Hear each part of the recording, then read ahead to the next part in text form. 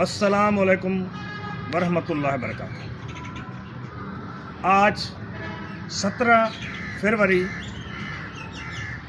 2026 ہے اور 28واں شعبان 1447 ہے اور منگل کا دن ہے۔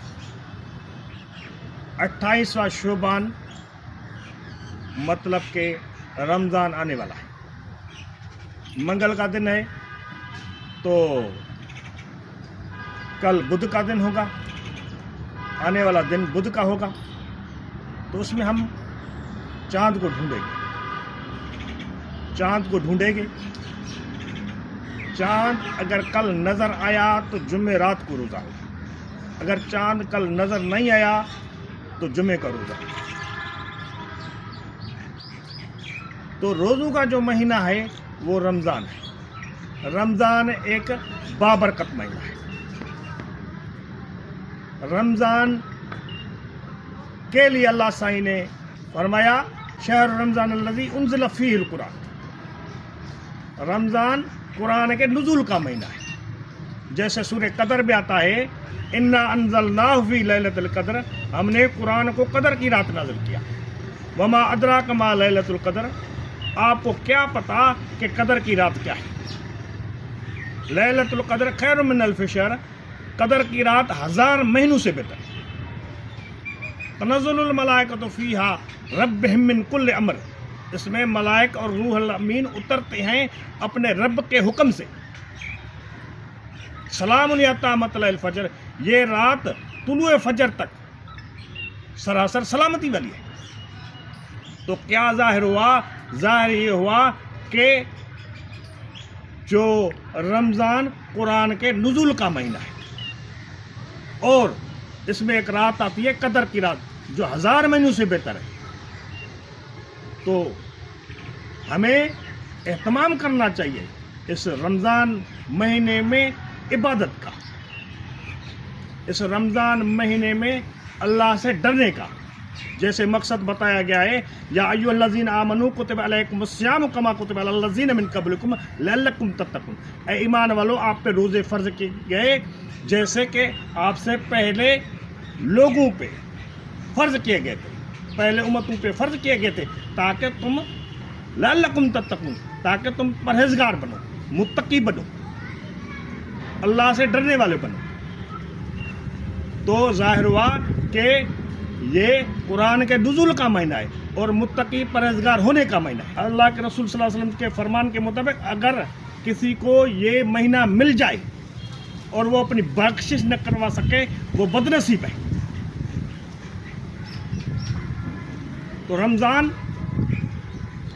بابرکت مہینہ ہے، ایک پیکیج والا مہینہ ہے۔ روزہ جس کو صوم کہتے ہیں، صوم کی معنی ڈھال، ڈھال مطلب گناہوں سے بچنے کا ڈھال۔ ڈھال جو جنگ میں استعمال ہوتی تھی، مجاہد اپنے آپ کو دشمنوں کے تلواروں سے بچانے کے لیے ڈھال سامنے کرتے تھے تاکہ اس کا حملہ، اس کا ضرب جو نقصان نہ دے مجاہد کو۔ تو اس کو ڈھال کہا گیا ہے، مطلب کہ گناہوں سے، شیطان کے شر سے بچنے کے لیے یہ روزہ ڈھال ہے، جس میں ناجائز تو ناجائز پر جائز چیز کھانا پینا، روٹی وہ بھی، اور مشروبات وہ بھی اللہ کے حکم سے دن کو آدمی نہیں کھاتا، نہیں استعمال کرتا۔ تو اللہ کے حکم سے روزے رکھتے ہیں۔ روزوں کا مقصد تقویٰ ہے، پرہیزگاری ہے، اور روزوں کا یہ بھی مقصد ہے کہ غریب لوگ جو بھوکے ہیں، جو پیاسے ہیں، ان کا احساس بھی ہو۔ تو ہمیں غریب لوگوں کو ان کو سحری کرانا چاہیے، ان کو افطاری کرانا چاہیے۔ یہ مہینہ زکوٰۃ کا مہینہ ہے، یہ مہینہ خیرات کا مہینہ ہے، یہ مہینہ صدقات کا مہینہ ہے۔ تو ہمیں غریب غربوں کا خیال کرنا چاہیے۔ اور یہ مہینہ رحمت کا مہینہ ہے، یہ مہینہ رحمت کا مہینہ ہے۔ تو ہمیں جیسے حدیث کے مطابق اس کا پہلا عشرہ جو رحمت ہے، اللہ کی رحمت ہے، اللہ کی رحمت بارش جیسے بچتی ہے. اور دوسرا عشرہ مغفرت کا ہے، اللہ سے معافی مانگنے کا ہے. اور تیسرا عشرہ نجات کا ہے، جہنم کی آگ سے نجات کا. تو یہ مہینہ نزول قرآن کا مہینہ ہے، یہ مہینہ متقی پرہیزگار ہونے کا مہینہ ہے، اللہ سے ڈرنے کا مہینہ ہے. یہ مہینہ روزہ رکھنے کا مہینہ ہے. یہ مہینہ قرآن کے نزول کا مہینہ ہے. قرآن کی تلاوت کرنا چاہیے.